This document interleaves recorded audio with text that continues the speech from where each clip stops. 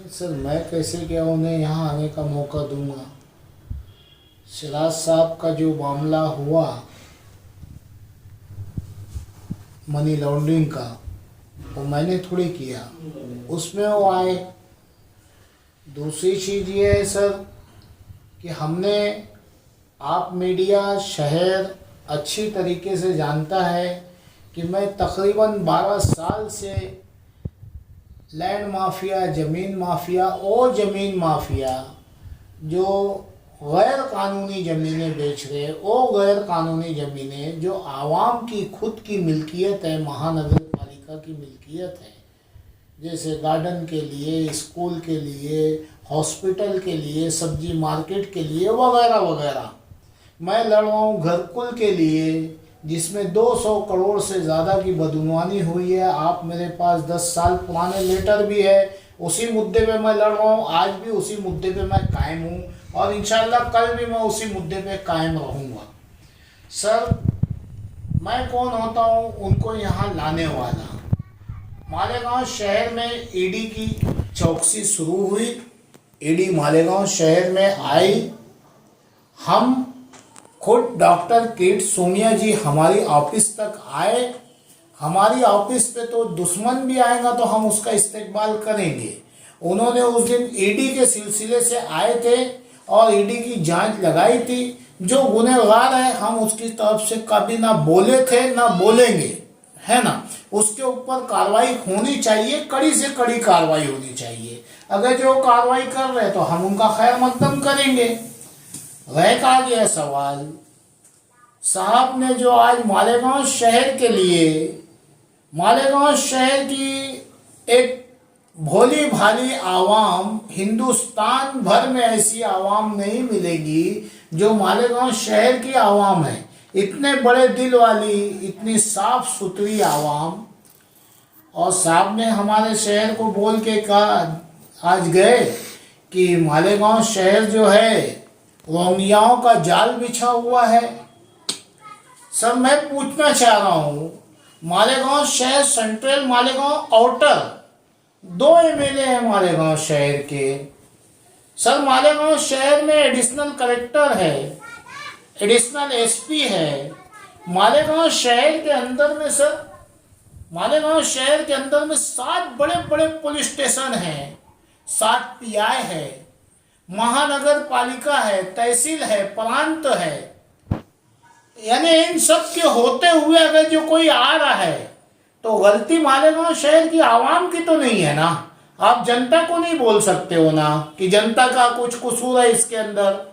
जो ऑफिसर इसमें मुलविस है, खुद डॉक्टर किरीट सोमिया जी ने कहा कि इसमें तहसील, प्रांत, कारपोरेशन के अफसरान ने माना कि हमारे लोगों की चूक है, हमारी गलती से हुआ है। यानी रिश्वतखोरी, बदगुमानी की इंतहा इतनी हो गई है कि सड़कों की करप्शन, गटरों का करप्शन, तामीरी काम में करप्शन, घरकुल योजना में करप्शन, जमीन माफिया में करप्शन, ये सब तो ठीक है। लेकिन अब आपकी हिम्मत इतनी बढ़ गई है कि कोई अगर जो बाहर मुल्कों का हमारे शहर में आ रहा है तो इन ऑफिसरान उनकी मदद करेंगे तो उसमें शहर का क्या लेना देना। हमारा साफ से कहना है कि जिन ऑफिसरों ने गलती की है उनके ऊपर से ही आप कार्रवाई शुरू कर दो ना। पहले इन्हें जेल की सलाखों के पीछे डालो कि सरकार का आदमी, सरकार की पगार खाने वाला आदमी, वो किस तरीके से वो इनकी मदद किया। देशवाहियों की मदद करना, ये देश के गद्दार है ये ऑफिसर जो भी उनके साथ मुलविस है। इन गद्दारों को कड़ी से कड़ी सजा मिलनी चाहिए। आप जो है उनके ऊपर कार्रवाई कीजिए ना। आपके पास सबूत है, आप सबूत के बिना पे काम कीजिए। इसका मतलब ये थोड़ी कि मालेगांव शहर की पूरी आवाम उनके साथ में खड़ी है। मालेगांव शहर की आवाम को तो ये भी नहीं पता है कि रोहिंग्या कौन है, झोड़गे का कौन है, धुलिये का कौन है, मड़माड़ का कौन है, बम्बई का कौन है।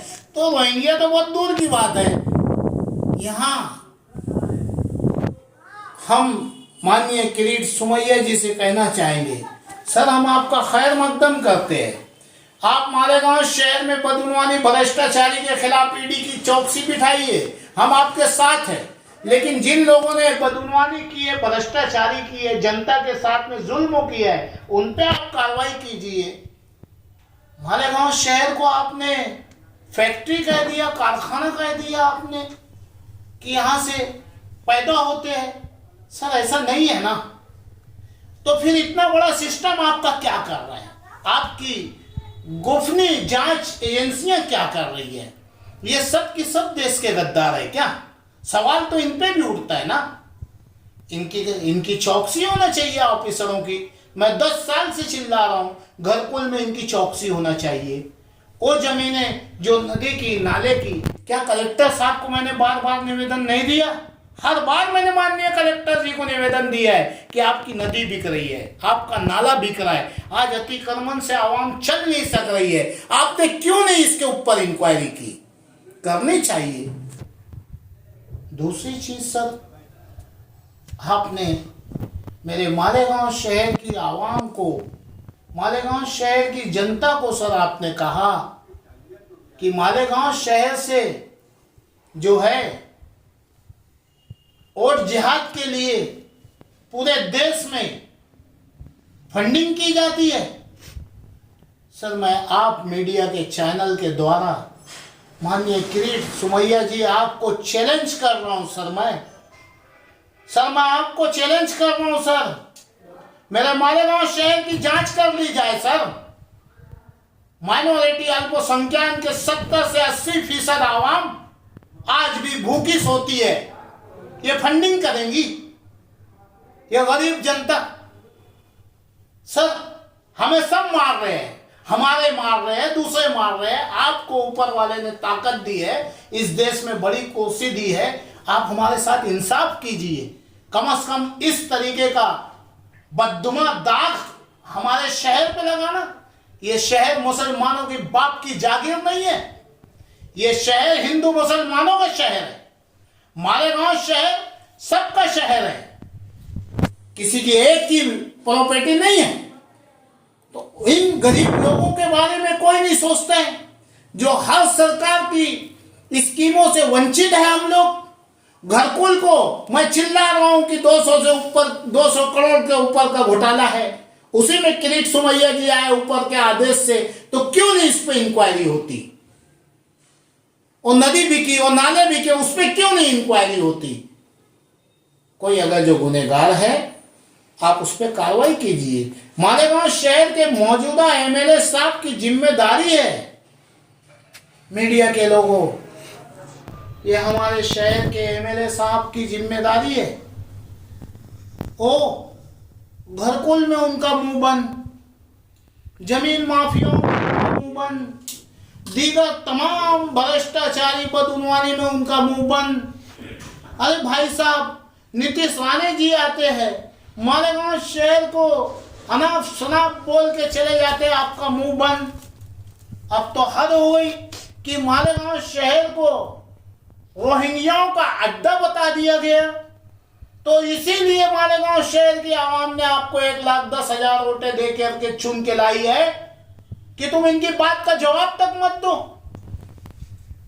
ये शहर के एमएलए की जिम्मेदारी है कि उनके प्रेस कॉन्फ्रेंस के बाद तुम उनसे नहीं मिल सकते थे तो यहां आपको बुला करके एक प्रेस कॉन्फ्रेंस लेते और ये कहते कि आपके पास जो सबूत है आप कार्रवाई करिए, हम आपके साथ खड़े हैं। लेकिन पूरे शहर को आपको कोई हक नहीं बनता कि आप हमारे शहर को जो है गलत सलत बोलें। ये शहर का एमएलए, अरे भाई बदनवानी में क्यों तुम्हारा मुंह बंद है? इसलिए कि किरीट सोमैया जी के हाथ में ईडी सीबीआई है, तुम्हारे घर ईडी आ जाएंगी मुंह खोलेंगे तो।